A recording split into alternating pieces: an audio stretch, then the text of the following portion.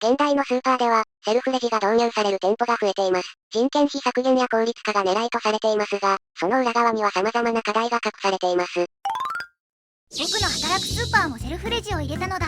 時給400円の僕が大活躍する時代が来たのだ。いやいや、時給400円で働かせるってブラックすぎるでしょ。てかセルフレジ、全然活躍してないけど。どうしてなのだ。セルフレジならみんなニコニコでお買い物できるはずなのだ。いやいや、こないだも高齢者のおじいちゃんが操作わからなくて大混乱だったじゃん。あれで客の列が倍になってたんだけど。実際、セルフレジは操作が難しいと感じる利用者も多いです。トラブルが絶えない状況です。私たち店員が結局全部フォローする羽目になるんですよね。お客さんは、これ友人レジでよくないって言ってますよ。それくらいなら僕がレジを全部やれば解決なのだ。そもそも僕は天才なのだ。だからお前の手際が悪すぎて、むしろ列が長くなってるんだってば。前もお前がレジをやってた時、クレーム来たんだぞ。果たしてセルフレジは本当に効率的なのでしょうか。セルフレジ導入の背景には、経営者の思惑がありました。人件費の高騰や人手不足がその主な理由です。セルフレジを導入すれば利益が増えると思ったんだ。でも実際には色々と問題が起きてね。どんな問題が起きたのだ。例えば、操作がわからないお客さんが多かったんだ。結局、店員がフォローしなければいけなくなった。結局友人レジと変わらないじゃないですか。逆に余計な手間が増えてますよ。高齢者の方が特に操作を難しく感じているみたいです。毎日説明を繰り返すだけで時間が取られています。それなら僕が教えてあげるのだ。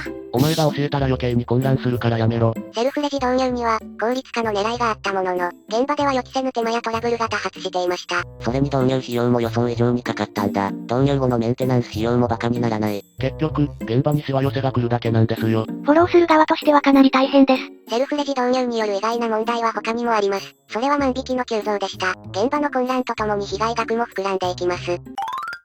最近また万引きが増えてる気がしますよ。しかもセルフレジが狙われてますよね。万引きするなんて、けしからんやつなのだ。いやいや、お前がこの前見逃してたからでしょ。そんなことないのだ。僕はちゃんと見てたのだ。でも被害額が21倍になってるんだよ。これは見過ごせない。音を鳴らさずにスキャンするふりをする人もいるんですよ。バーコードをすり替えて安くする手口もありましたね。それは完全に犯罪なのだ。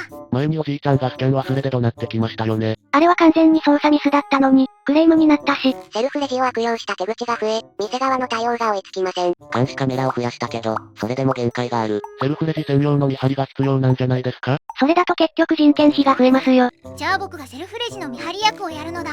お前が見張ってたら逆に万引きが増えそうだな。それに万引きの対応で従業員のストレスも増えてる。このままじゃ人手不足に拍車がかかりますよ。万引きだけでなく、セルフレジには操作ミスの問題もあります。操作ミスで会計が合わなくなることが頻発してる。高齢者の方が特に多いですね。その対応でレジスタッフが振り回されてますよ。セルフレジの見合いはどうなるのだ。セルフレジの問題が積み重なる中、一部の店舗では友人レジへの回帰が始まりました。その背景には、現場での苦労やお客の声がありました。またレジ周りのトラブルでクレームだよ。今日だけで3回も高齢者のお客さんから操作の質問を受けました。僕も質問されたのだ。お前、何も答えられてなかったじゃん。ちゃんと、頑張れって応援したのだ。お客さんの不満が積もり積もってるのは確かだな。友人レジを増やした方がいいかもしれない。私は友人レジが好きですよ。店員さんとお話できるのが楽しいですから。でも人手不足で新しいスタッフを雇うのも難しいですよ。それに、求人を出しても応募が全然来ない。時給400円なら当然なのだ。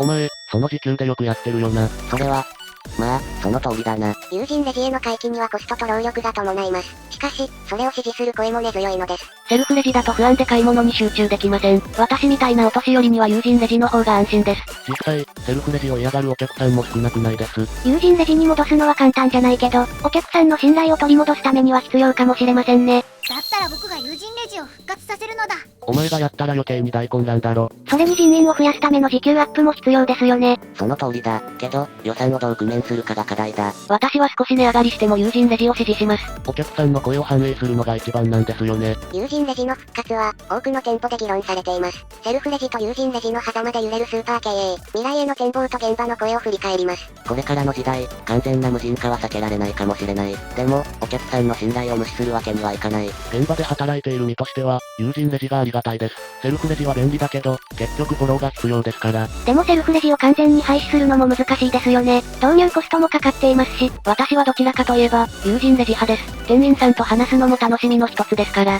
僕も友人レジが好きなのだ。でも時給400円はもう嫌なのだ。それな、お前よく耐えてるよな。時給の件は確かに見直さないといけないな。人件費と効率化のバランスが、今後の課題となります。お客のニーズをどう取り入れるかも重要です。お店が続いてくれることが一番大事です。そのためには、スタッフが働きやすい環境も必要ですね。そうだな。今後はお客さんと現場の声をもっと聞いていくよ。僕の意見も聞くべきなのだ。お前はただのノイズだろ。ひどいのだ。でもずんだもんさんの声も現場では重要かも。急に持ち上げるのやめて、混乱するから。でも本当に誰もが意見を出せる環境は大事ですよね。そうだね。スタッフのモチベーションが全体のサービスにつながる。じゃあ、僕が経営者になれば解決なのだ。